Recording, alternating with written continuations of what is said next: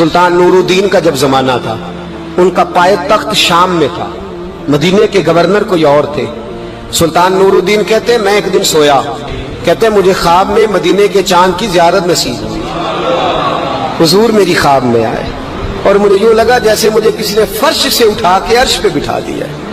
محبوب ملے اور حضور نے مجھے دو لوگ دکھائے، داڑھی والے، عبادت کا نور ہے چہرے پہ، بظاہر نشان ڈال لیا ہے، متھا گھسا گھسا کے کہا مجھے نظر آئے۔ نبی کریم نے فرمایا یہ دونوں شریر مجھے پریشان کر رہے ہیں، مجھے ان سے بچاؤ۔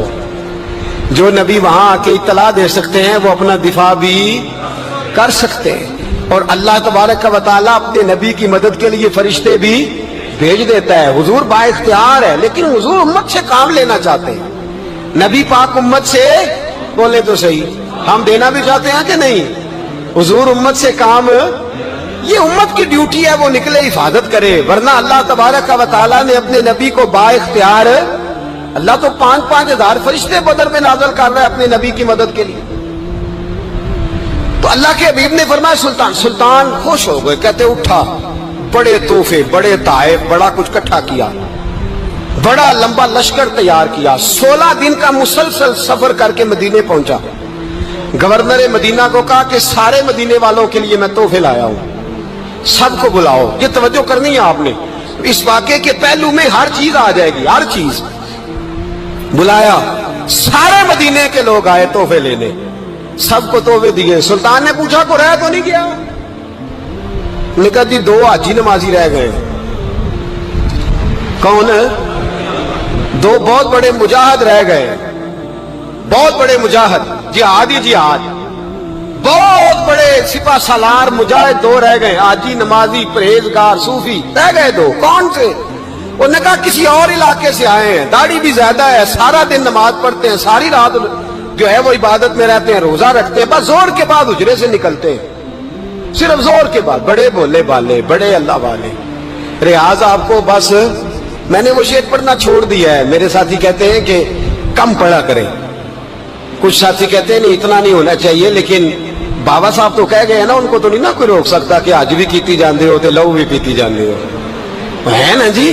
سب سے زیادہ آج بھی وہی کراتے ہیں، ٹریننگیں بھی سب سے زیادہ انہی کے پاس ہیں، لشکر بھی ان کے پاس ہے سب سے زیادہ، لیکن آج بھی کیتی جاندے ہو تے نال لوگ بھی پیتی جاندے ہو تے کھو کے مال یتیماں دا تے بھیج مسیتی جاندے ہو، پھٹ دلاں دے سیندے نہیں ایویں ٹوپیاں سیتی جاندے ہو، نفس تے چھری پھیر دے نہیں تے دمبے کیتی جاندے ہو، فرض بھلائی بیٹھے ہو، نفلاں نیتی جاندے ہو، دسو تے سی بلے نوے کی کچھ کیتی جاندے ہو۔ اتنا خطرناک منصوبہ، اتنا خطرناک۔ سلطان سے کہنے لگے جی وہ زور کے بعد نکلتے ہیں اجرے سے اور صدقہ خیرات کر کے پھر اجرے میں چلے جاتے ہیں۔ سلطان کہنے لگا ملاؤ تو صحیح۔ جو بندے گئے وہ بھی بڑے بادب گئے، کہا جناب آپ کو بلا رہے ہیں، اس لیے کہ مدرسہ ہی بہت بڑا ہے، ان کا طریقہ ہی بہت بڑا ہے، کیا بات ہے؟ بلا کے لائے۔ سلطان نے دیکھا تو سلطان کی آنکھیں کھل گئی، کہنے لگے یہ تو وہ 2 ہیں جو مجھے حضور نے خواب میں دکھائے ہیں۔ نبی پاک نے، یہ 400 سال پہلے مولانا علی قاری لکھ رہے ہیں، یہ تو حضور نے مجھے خواب میں دکھائے، یہ تو وہ ہے۔ اللہ اکبر۔ میں اکثر کہتا ہوں ہمارا کسی کے ساتھ کوئی ذاتی جھگڑا نہیں، اللہ جانتا ہے، بڑی جلدی مر جانا ہے۔ ہاں کچھ لوگ زیادتی کرتے ہیں دین کے معاملات، میری سرکار کے بارے میں زیادتی کرتے ہیں تو ان سے دل بھر جاتا ہے، ان سے تکلیف پہنچتی ہے، ان سے اذیت ہوتی ہے، ورنہ خون کے آنسو دل روتا ہے۔ امت کو ایک ہونا چاہیے، امت کو، لیکن امت اس وقت ایک ہوگی جب نبی پاک کے گنبد کے سائے میں ایک ہوگی، جب رسول اللہ کے گنبد کی ہریالی میں امت ایک ہوگی۔ میرے حبیب پاک علیہ السلام، یہ تو 2 مجھے حضور نے دکھائے ہیں۔ سلطان کہنے لگا باندھو ذرا کس کے انہیں، ان کے گھر کی تلاشی لینی ہے۔ ان کو باندھ کے سلطان گھر گئے تو گھر کے اندر کچھ بھی نہیں، بس صدقہ خیرات کا سامان ہے، قرآن پاک ہے، کتابیں ہیں، تفسیریں۔ جب اٹھائی نا چٹائی تو نیچے سرنگ نکلی ہوئی ہے، جب اس کے اندر لوگ گئے تو وہ سرنگ حضور کے روزے تک پہنچی ہوئی ہے۔ وہ کس ارادے سے آئے؟ سلطان نے جا کے تلوار تھامی، کہا تمہاری گردنیں اڑا دوں گا، بتاؤ کیسے آئے ہو؟ تو انہوں نے کہا ہم تو عیسائی ہیں، ہمیں عیسائیوں نے بھیجا ہے۔ اور ہم اس ارادے سے آئے ہیں کہ ہم حضور کے جسم اقدس کو نکالیں گے، کسی اور جگہ لے جائیں گے۔ سلطان نے بات سنی تو چیخ نکلی، اللہ اکبر کا۔ اس نے کہا عیسائیوں نے کیا سمجھا ہے رسول اللہ کے غلام مر گئے؟ تم نے کیا سمجھا ہے نعرہ رسالت کی آواز کمزور ہو گئی ہے؟ تم نے کیا سمجھا ہے درود و سلام کے سوتے خشک ہو گئے ہیں؟ تم نے کیا سمجھا ہے مدینے پر جان دینے والے کوئی نہیں؟ آپ نے فرمایا سازش کرتے ہو بے ایمانو، اندر چھپ کے وار کرتے ہو، طاقت ہے تو سامنے آؤ۔ مسلمانوں کا ایک ایک بچہ مدینے کی حرمت پر قربان ہو جائے گا، مدینہ منورہ کی حرمت پر مسلمان اپنی دھجیاں بکھیر دیں گے، اولادیں قربان کر دیں گے، لیکن کسی کافر کو بھی رسول اللہ کی بے ادبی کی اجازت کبھی نہیں دیں گے۔ سلطان نے پکڑا، قتل کیا، پھر سلطان نے ان کو کاٹا، آگ میں جلایا اور فرمایا مسلمانوں، اور حاجی نمازی دیکھ کر، ہر دعوت دینے والا دیکھ کر ادھر بفر نہ جایا کرو، پہلے دیکھ لیا کرو اس کے سینے میں مصطفیٰ کا پیار بھی ہے کہ نہیں، اس کی باتوں سے عشق رسول کی خوشبو بھی آتی ہے کہ نہیں، اس کا لب و لہجہ نبی پاک کی ادب والا بھی ہے کہ نہیں، اس کے انداز، اس کے اعتبار رسول اللہ کا پیار بھی بتلاتے ہیں کہ نہیں۔ میں بلبل خوش لہجہ گلزار نبی ہوں، میٹھی میری باتیں ہیں کیونکہ نمک خار نبی ہوں۔ دیکھو دیکھو یہ رسول اللہ صلی اللہ علیہ وسلم کا فرما بردار۔ ایک اور بھی سازش ہوئی رافضیوں نے کی، انہوں نے بھی 2 بندے ایک دفعہ بھیجے تھے، وہ بھی کھودنے لگے، کدھر آئے ہو؟ پکڑے گئے تو کہنے لگے حضرت ابوبکر حضرت عمر کا جسم نکالنے آئے تھے، معاذ اللہ تعالی، لیکن میرے رسول نے یہ حرکت بھی کرنے کی اجازت نہ دی۔ سلطان نور الدین کہتے ہیں یہ کام کر کے جب میں واپس لوٹا، جا کے سویا تو مجھے پھر حضور کی زیارت نصیب ہوئی، مجھے مدینے والے محبوب کا پھر دیدار نصیب ہوا۔ حضور خواب میں آئے، فرمایا حبیب نے بتایا کچھ نہیں، بولے کچھ نہیں، بس مجھے دیکھتے جاتے تھے اور مسکراتے جاتے تھے۔ سلطان نے چاروں جانب کھدوا کے نا خندق، اس میں سیسا ڈلوا دیا، دیواریں پکی کرا دی، کوئی کھودنا بھی چاہے تو پہنچ نہ سکے۔ کہتے ہیں حضور دیکھتے جاتے، مسکراتے جاتے، اور جب میرے نبی میری طرف دیکھ کے مسکراتے تو مجھے یوں لگتا اللہ نے میرے لیے جنت کے سارے دروازے کھول دیے۔ مجھے یوں لگا جیسے جنت کی حوریں مجھے سلامی دینے آئی، مجھے یوں لگا جیسے فرشتے جھونک آئے ہیں اور مجھے کہتے ہیں کیا تیرا مقدر ہے، کیا تیرا نصیبہ ہے، کیا تیری بات ہے۔ صلاح الدین ایوبی، مسلمانوں پہ ظلم ہوا، فلسطین میں آگ لگی اور پورے فلسطین کی گلیاں خون سے بھر گئیں۔ ایک دن کے اندر 70,000 مسلمان قتل ہوا۔ گھوڑوں سے سڑکوں پہ چلا نہیں جاتا تھا، گھوڑے پھسلتے تھے، اتنا خون تھا، اور کچی سڑکیں تھی، اتنا خون تھا، پہلے کچی زمین نے خون پیا، پھر خون اس سے باہر آیا، پھر بھی اتنا 70,000 آدمی قتل ہوا۔ صلاح الدین ایوبی کون تھے؟ میرے غوث اعظم جیلانی کے مدرسے کے طالب علم تھے۔ جامعہ نظامیہ مدرسہ، یہ مدرسے ہیں جنہوں نے دین کے مجاہد پیدا کیے، مدارس ہیں جنہوں نے دین کے مجاہد پیدا کر کے پوری دنیا کے اندر پھیلائے ہیں۔ مدارس کے اندر دہشت گردی آئی، میں اختلاف نہیں کرتا، لیکن ابھی بھی مدرسے ہیں جن مدرسوں سے رسول اللہ کے دین کا سچا درس دیا جاتا ہے، امن، پیار اور محبت کی فضا کو عام کیا جاتا ہے وہ مدارس، اور انشاءاللہ قیامت کی صبح تک وہ مدرسے قائم رہیں گے۔ صلاح الدین ایوبی مدرسے کے طالب علم ہے، مدرسے کا، لیکن مدرسہ اس کا تھا جو ساتھ درویش بھی تھا۔ صلاح الدین ایوبی اکیلا اپنے دوستوں سے کہنے لگا مسلمانوں کی مدد چند سالوں میں نکلو مدد کریں۔ انہوں نے کہا تیرے نکلنے سے کیا ہوگا؟ کہنے لگا میں نے نہیں نکلنا، میرے اللہ نے میری مدد کرنی ہے، میرے اللہ نے میری اٹھ باندھ کمر، کیا ڈرتا ہے پھر دیکھ خدا کیا کرتا ہے، اور میں مجھے نکلنے دے، اللہ میری مدد کرے گا۔ تھوڑا تھوڑا کر کے فوج جمع کی، کوشش کی، چند سالوں کے بعد اسی جگہ جہاں مسلمانوں کا خون بہا تھا اللہ نے اسلام کا جھنڈا پھر سے بلند کر دیا۔ صلاح الدین ایوبی فاتح بن کے مسجد اقصی کے دروازے پہ کھڑا ہے۔ چند سال گزرے، عیسائیوں کا اپنا وہ ظلم ابھی یاد ہے، اور عیسائی سارے لیڈر کہتے ہیں تیاری کر لو، اب ہمارے بچے کاٹے جائیں گے، عورتیں بیوہ ہوں گی، گردنیں کٹیں گی، اب دیکھنا جتنا خون ہم نے بہایا تھا مسلمان اس سے دگنا بہائیں گے۔ صلاح الدین ایوبی گھوڑے پہ کھڑے ہیں اور پوچھتے ہیں او عیسائیوں بتاؤ تمہارے ساتھ کیا کروں؟ گردنیں جھک گئیں، جواب کوئی بھی نہیں۔ تم نے 70,000 مسلمان ایک دن میں مارا تھا، بولو تمہارے ساتھ کیا کروں؟ تم نے ایک دن میں مسلمان یوں کاٹے جیسے گاجر مولی کاٹی جاتی ہے، بولو کیا کروں؟ عیسائی کہنے لگے ہمیں اپنے ظلم یاد ہے، تشدد یاد ہے، بربریت یاد ہے، تو بہتر جانتا ہے تو نے کیا کرنا ہے۔ صلاح الدین ایوبی گھوڑے پہ فاتح کھڑا ہے، آنکھوں میں آنسو آئے، تڑپ کے رویا، کہنے لگا میں تمہارے ساتھ وہی سلوک کروں گا جو میرے مصطفیٰ نے قریش مکہ کے ساتھ فرمایا تھا، لا تصریب علیکم، جاؤ تم پر کوئی زیادتی، جاؤ تم آزاد ہو۔ اس نے کہا تو کر کیا رہا ہے؟ کہنے لگا میں کیا کروں، میں اس محمد کا ماننے والا ہوں جس نے معاف کرنا سکھایا ہے صلی اللہ علیہ وسلم، میرے پیروں میں زنجیر ہے رسول اللہ کی غلامی کی، جاؤ تم آزاد ہو۔ اس نے کہا تم آزاد ہو، لوگوں نے کلمہ پڑھنا شروع کر دیا، اشہد ان لا الہ الا اللہ واشہد ان محمدً عبدہ۔ سارے قبیلے کے کچھ نہ کچھ لوگ مسلمان، ایک قبیلہ رہ گیا مسلمان نہیں ہوتا۔ صلاح الدین ایوبی اپنے خیمے میں بیٹھے ہیں تو ایک بی بی آ گئی، اس قبیلے کا کوئی شخص مسلمان نہیں ہوتا۔ بی بی آئی، آگے کہنے لگی میرے 4 بیٹے جنگ میں کھو گئے، چھوٹے چھوٹے بچے جنگ میں کھو گئے، مل نہیں رہے، فوجیوں کو حکم دے مجھے میرے بچے تلاش کر کے دیں۔ صلاح الدین ایوبی نے جھٹ پٹ سر پہ امامہ باندھا، نیزہ پکڑا، سینے بند باندھا، اپنے جبے کو سمیٹا اور باہر کہنے لگی تو کدھر جا رہا ہے؟ کہنے لگا میں خود تیرے بچے تلاش کر کے دوں گا۔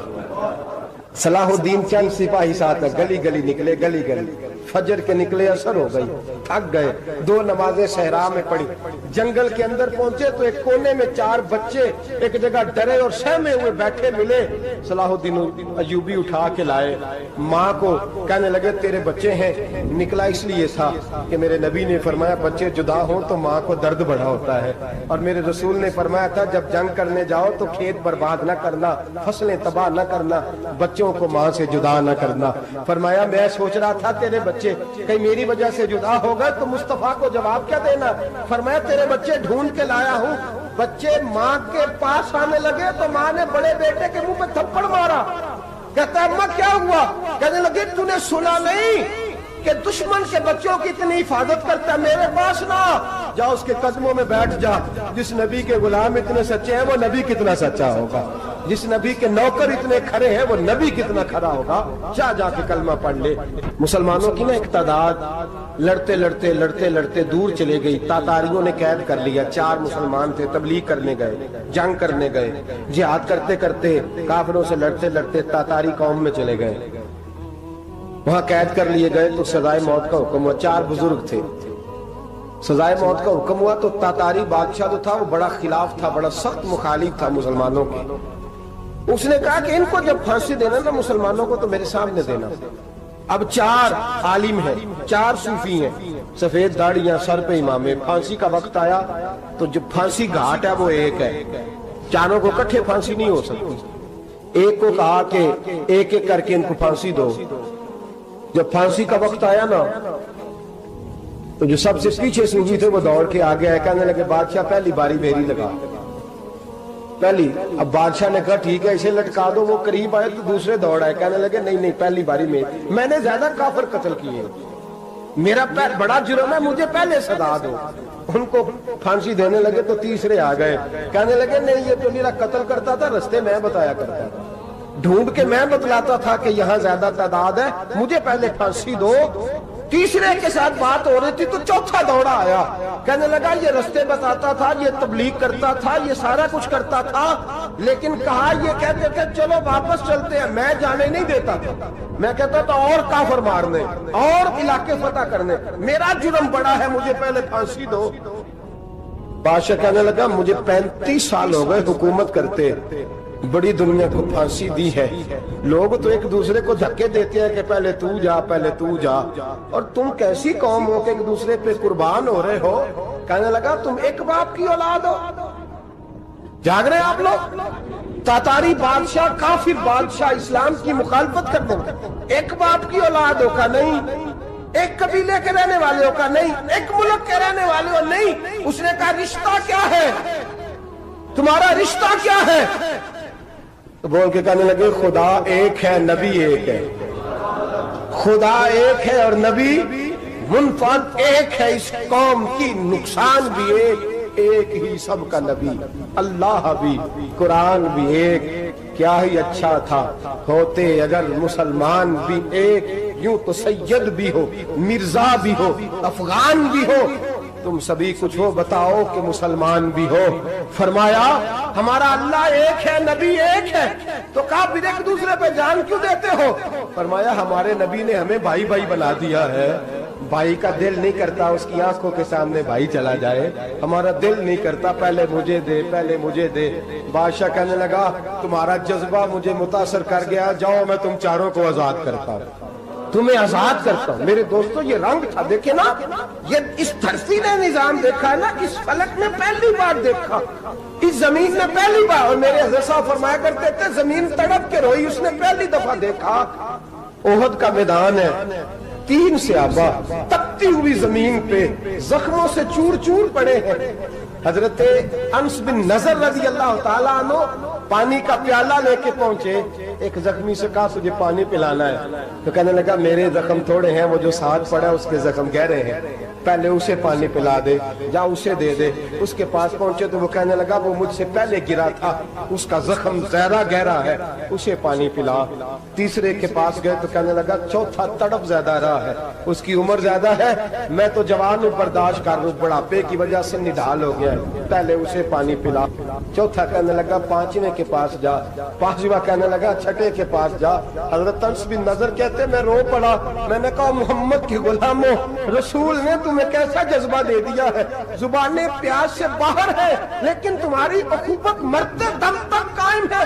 کہتے میں 7ویں کے پاس گیا تو کہنے لگا اگر 6 قربانی دے سکتے ہیں تو مجھے خود غرض نہ سمجھ، میں نے نہیں پانی پینا، جا پہلے کے پاس لے جا۔ کہتے میں پہلے کے پاس آیا تو روح پرواز کر گئی، دوسرے کے پاس آیا تو روح پرواز کر گئی، میں 7ویں تک آیا تو انتقال کر گئے۔ کہتے ہیں پانی کا پیالہ میں نے اٹھایا اور میں نے زمین پہ رکھا تو میں نے کہا پانی گوا رہنا، محمد کے غلام مر تو جاتے ہیں پر ایک دوسرے کا خیال بڑا رکھا کرتے ہیں، گوا رہنا یہ مر جایا کرتے لیکن ایک دوسرے کا درد۔ میرے دوستو لٹا ہوا برما، روتے ہوئے مسلمان، سسکیاں اور آہیں لیتی ہوئی مائیں پوچھتی ہیں اے خاصا اے خاصان رسول، وقت دعا ہے، امت پہ تیری آ کے عجب وقت پڑا ہے۔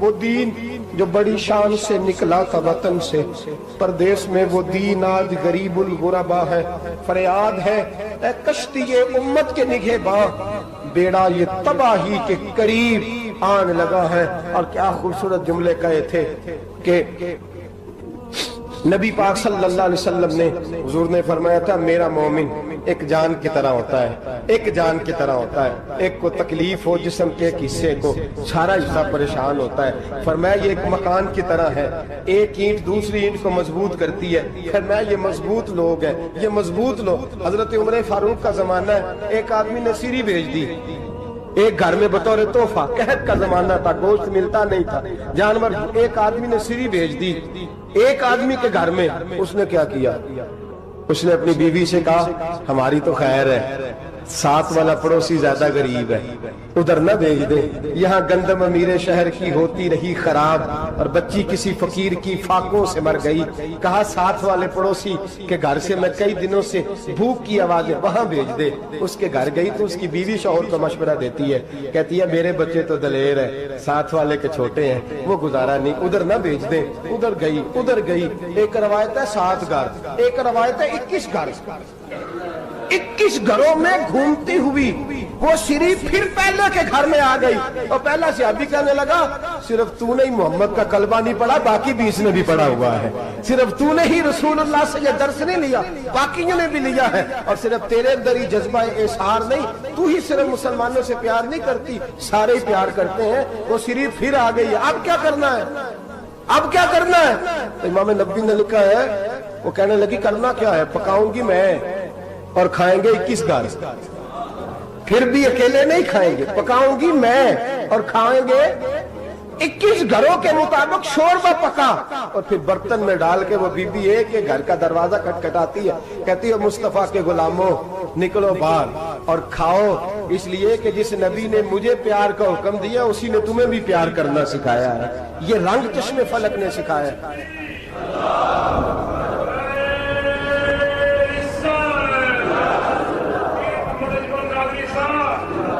آپ کی بڑی مہربانی, زندہ باد وہی ہے جس کو اللہ رسول زندہ باد فرمائے, بڑی مہربانی, اللہ جزا دے. بنو قریظہ اور بنو نذیر دو محلے تھے یہودیوں کے. یہودیوں نے بڑی عہد شکنی کی تو نبی پاک صلی اللہ علیہ وسلم نے ان کو بے دخل کر دیا, مدینے سے نکال دیا, مدینہ منورہ سے. یہودی نکل گئے مدینہ طیبہ سے, تو جب وہ نکل کے جا رہے تھے تو ان کے مکان, ان کے باغ, ان کی جائیدادیں بچ گئیں. نبی پاک علیہ السلام نے انصار مدینہ کو پہلے بلایا. جاگ رہے ہیں نا آپ لوگ؟ پیسے آتے کسی کو برے لگتے ہیں, اب تو یہ بھی حلال حرام کی تمیز بھی اٹھتی جا رہی ہے. جائیداد, باغ, مال, علاقہ خالی ہوا ہے, وہ چلے گئے اور لوگ تو ڈھونڈتے پھرتے ہیں. اللہ خیر فرمائے, شاملہ ہر جگہ ملتی نہیں اب شہروں میں, وہ کس کس نے نام کرا لی, کدھر گئی ہے کوئی خبر ہی نہیں, خالی جگہ پڑی ہے. میرے نبی پاک علیہ السلام نے پہلے انصار مدینہ کو بلایا. حضور نے فرمایا, انصاریوں بہت بڑی جائیدادیں یہودیوں کی, بنو نذیر اور بنو قریظہ محلے خالی ہو گئے, میرا دل کرتا ہے وہ تمہیں دے دوں, اس لیے کہ تم نے اپنے مہاجر بھائیوں کے ساتھ بڑا تعاون کیا, جائیدادیں تم نے دے دی ہیں, مکانات دے دیے ہیں, بڑا کچھ تم نے دیا ہے, میرا دل کرتا ہے وہ تمہارے نام کر دوں. تو انصار مدینہ کیا کہنے لگے یا رسول اللہ, دے تو ہم نے دیا ہے پر وہ بیچارے جھچکتے ہی رہتے ہیں, وہ جھچکتے ہی رہتے ہیں, کھول کے ہماری چیزیں استعمال نہیں کرتے. تو حضور ہم تو پہلے ہی انصار ہیں, ہمارے پاس بڑا کچھ ہے, آپ مہربانی فرمائیں وہ سارا کچھ مہاجروں کو دے دے, مہاجرین کو ہمیں نہیں چاہیے. اب چلے گئے بات کر کے, میرے حبیب پاک نے مہاجروں کو بلا لیا. فرمایا بنو نذیر اور بنو قریظہ قبیلے کی جائیدادیں آئی ہیں, تمہارے پاس بظاہر جو چیزیں ہیں بھی وہ بھی انصار مدینہ کی ہیں, تو میرا یہ خیال ہے کہ وہ سارا کچھ تمہیں دے دیا جائے. ابو بکر صدیق رضی اللہ تعالیٰ عنہ کہنے لگے یا رسول اللہ صلی اللہ علیہ وسلم, ہمارے انصار بھائیوں نے ہمارے لیے دل تک کھول دیے ہیں حضور, انہوں نے ہر چیز بانٹ کے ہمارے سامنے رکھ دی ہے, ہم اتنے خرد غرض ہے کہ سارا کچھ لپیٹ جائیں. کہ حضور ہمارے پاس جو مکان ہے وہ ہے, ہم کاروبار کر رہے ہیں, تجارتیں کر رہے ہیں, مزدوریاں کر رہے ہیں, ہم انشاءاللہ اور بنا دیں گے, آپ یہ ہماری طرف سے ہمارے انصار بھائیوں کو گفٹ کر دیں, آپ انہیں دے دیں. میرے حبیب کی آنکھوں میں آنسو آ گئے, میرے نبی پاک علیہ السلام رو پڑے. یا رسول اللہ آپ کیوں روتے ہیں؟ فرمایا تمہارا یہ بھائی چارہ قائم رہا تو اللہ اسلام کو بڑی قوتیں عطا فرمائے گا, اللہ طاقتیں دے گا اسلام کو, اگر تمہارا یہ رنگ قائم رہا, یہ انداز. میرے غلاموں تمہارے یہ طور طریقے, ایک بھائی کہتا ہے دوسرے کو, دوسرا کہتا ہے تیسرے کو. عرض یہ کرنے جا رہا تھا کہ رسول کریم صلی اللہ علیہ وسلم نے یہ پیغام دیا امت کو. فرمایا دیکھیں نا کتنے بڑے لفظ ہیں, یہ نہیں فرمایا دوزخ میں جائے گا, یہ نہیں فرمایا کہ اسے جہنم کی سزا ملے گی. میرے نبی نے فرمایا میں اسے مومن مانتا ہی نہیں, میں اسے مسلمان اپنا مانتا ہی نہیں. حضور کسے؟ فرمایا جو پیٹ بھر کے کھاتا ہے اور اس کا ہمسایہ بھوکا سو جاتا ہے, میں مومن ہی نہیں مانتا. سزا تو تب ملے گی نا کہ جب میں کسی سزا کا اعلان کروں, میں مانتا ہی نہیں, وہ میرا ہے ہی نہیں, خود پیٹ بھر کے کھا رہا ہے, ہمسایہ اس کا بھوکا, میں نہیں مانتا. انما المؤمنون اخوہ, مومن بھائی بھائی, میں مانتا ہی نہیں اسے. اور میرے حبیب پاک اتنے بڑے لفظ حدیث میں اور کہیں نہیں ملیں گے, آپ کو اتنے بڑے جملے کہیں نہیں ملیں گے. میرے نبی پاک نے فرمایا اللہ کہے گا قیامت کے دن, کون؟ اتنے بڑے لفظ حدیثوں میں ملتے نہیں جتنے یہ ہیں. حضور نے فرمایا رب فرمائے گا بندے سے کہ میں تیرے پڑوس میں بھوکا تھا, تو نے مجھے روٹی کیوں نہیں کھلائی؟ کون کہہ رہا ہے؟ اللہ کہہ, میں بھوکا تھا تو نے روٹی نہیں دی, میں ننگا تھا تو نے کپڑا نہیں دیا, میں پیاسا تھا تو نے پانی نہیں پلایا, میں بیمار تھا تو تیمارداری. یا اللہ نہ تو کھاتا ہے, نہ پیتا ہے, نہ کپڑا پہنتا ہے, نہ تو بیمار ہوتا ہے, لا تاخذہ سنۃ ولا نوم, تجھے بیماری آتی نہیں, اونگ نیند نہیں آتی, میرے مالک تو میرے پڑوس میں تھا. حضور فرماتے ہیں رب فرمائے گا وہ جو بندہ تیرے پڑوس میں بھوکا تھا تو بندہ تو میرا ہی تھا نا, وہ جو بندہ تیرے پڑوس میں ننگا تھا تو بندہ تو میرا ہی تھا نا, وہ جو تیرے پڑوس میں پیاسا تڑپتا رہا تو وہ میرا ہی بندہ تھا. تو دوائی لینے جائے تو بڑے اسپتال میں اور اس بیچارے کو 20 روپے پرچی کے لیے میسر نہ آئے تو میرا ہی بندہ تھا. میرے دوست خیال کر اور یاد رکھ, یہ جو ہمسائے ممالک میں ظلم ہوتے ہیں, زیادتیاں ہوتی ہیں, ہمارے گھر کا پنکھا اچھا چلتا ہے, ہم جلوس اس وقت نکالتے ہیں جب ہماری لائٹ بند ہوتی ہے, ہم جلوس اس وقت نکالتے ہیں جب ہمارا ایس ایچ او ہمیں تنگ کرتا ہے, ہم اس وقت درد محسوس کرتے ہیں جب ہمارے گھر تک آگ آ جاتی ہے. یہ جو باہر آگ جل رہی ہے یہ تیرے گھر بھی آ سکتی ہے. یہ جو باہر فساد ہو رہا ہے یہ تیرے دروازے تک آ سکتا ہے. میرے رسول پاک نے ایک جان, مسلمان کو ایک جان قرار دیا. مجھے بتائیے, انگلی کو کٹ لگ جائے, مسلمان ایک جان ہے نا, انگلی کو لگ جائے کٹ, دماغ کہتا ہے میں نے نہیں سوچنا اس کے بارے میں نے اس کے درد کو محسوس ہی نہیں کرنا. انگلی کی درد ہے, انگلی جانے, اس کا کام جانے. ایسے ہی ہوتا ہے نا. بولے پیروں سے کہتے ہیں, انگلی کہتی ہے چل ڈاکٹر کے پاس, پیر کہتے ہیں نہیں میں نے نہیں جانا, انگلی کا کام ہے انگلی جائے. ایسے ہی ہے نا. دل سے کہتے ہیں تو تڑپ تھوڑا سا, انگلی کو درد ہے, کہتے میں تو تڑپوں, انگلی کا معاملہ, انگلی جانے, اس کا کام جانے. ٹیلی فون کرنا ہے, ڈاکٹر صاحب کا پتہ کرنا ہے, تو کان کہتے ہیں میں نے نہیں بات سننی ڈاکٹر صاحب کی, زبان کہتے ہیں میں نے نہیں بولنا, انگلی جانے. ایسا ہوتا ہے. پیر احتجاج کرتے کہ میں نے ڈاکٹر کے پاس, میں کیوں چکر کھاتا پھروں ڈاکٹر کی دکان کی, انگلی کو درد ہے انگلی جانے. ایسا ہوتا ہے بھئی. میرے رسول پاک نے فرمایا مسلمان ایک جان ہے. تو درد برما کے مسلمانوں کو ہو رہا ہے تو پاکستانی کہہ رہے ہیں کوئی بات نہیں, وہ جانے, ان کا کام جانے. ایک جان ہے نا. درد ہونا چاہیے, تکلیف ہونا چاہیے. پھٹے پہ باتیں ہوتی ہیں اس موضوع پہ, اسمبلی پہ گفتگو ہوئی ہے اس موضوع پہ, آپ کی صوبائی اسمبلیاں اس موضوع پہ بولی ہیں, آپ کے کونسل اس موضوع پہ بولے. ہم تو اپنی اپنی سیاستیں, اپنے اپنے تماشے, اپنے اپنے چکروں میں لگے ہوئے. وہ دریا کے اندر سسکتے مسلمان, بنگالی کہتے ہیں ہمارے نہیں, برمی کہتے ہیں ہمارے نہیں, پاکستانی کہتے ہیں ہمارے نہیں, ترکی کہتے ہیں وہ کس کے ہیں, وہ کس کے ہیں, وہ اللہ کے بندے ہیں, محمد عربی کے غلام ہیں صلی اللہ علیہ وسلم. لیکن میرے دوستو کیا ہمیں کیا غرض ہے, وہ جانے ان کا کام جانے. یہ جب تیرے پیروں تک آگ آئے گی پھر تجھے پتا چلے گا یہ بڑی سخت آگ ہے. آج جس کافر نے برما پر عرصہ دراز تنگ کیا, مسلمان تھوڑے تھوڑے مفاد لینے کی خاطر نا, بنو عباس اور بنو امیہ کی جنگ چل رہی تھی. بنو عباس جو تھے وہ غالب آ گئے, بنو امیہ جو تھے ان کی حکومت ختم ہو گئی. تو عیسائیوں نے بنو امیہ سے کہا کہ ہم تمہارے ساتھ تعاون کرتے ہیں, ہم تمہارے ساتھ تعاون کرتے ہیں اور بنو عباس پہ غلبہ پا کے تمہیں حکومت دلاتے ہیں. بنو امیہ بڑی جدوجہد کر رہے تھے بادشاہی کے لیے, لیکن انہوں نے کہا کہ ہم لڑ رہے ہیں, کوشش کر رہے ہیں, لیکن ہمیں کسی کافر کی مدد کی ضرورت نہیں. ہم جتنا مرضی لڑیں لیکن کافروں کے ہاتھوں بنو عباس کو مروانے کو ہم تیار نہیں ہیں. میں خبردار, تمہارا آپس کا معاملہ ہے, ہم خود نمٹ لیں گے, تمہیں اجازت نہیں دیتے تم اندر کودو اور کود کر کے تم فسادات پیدا کرو اور مسلمانوں کے اندر تقسیم کرو. میرے دوستو مسلمان کو سوچنا چاہیے, سوچ بڑی رکھنی چاہیے.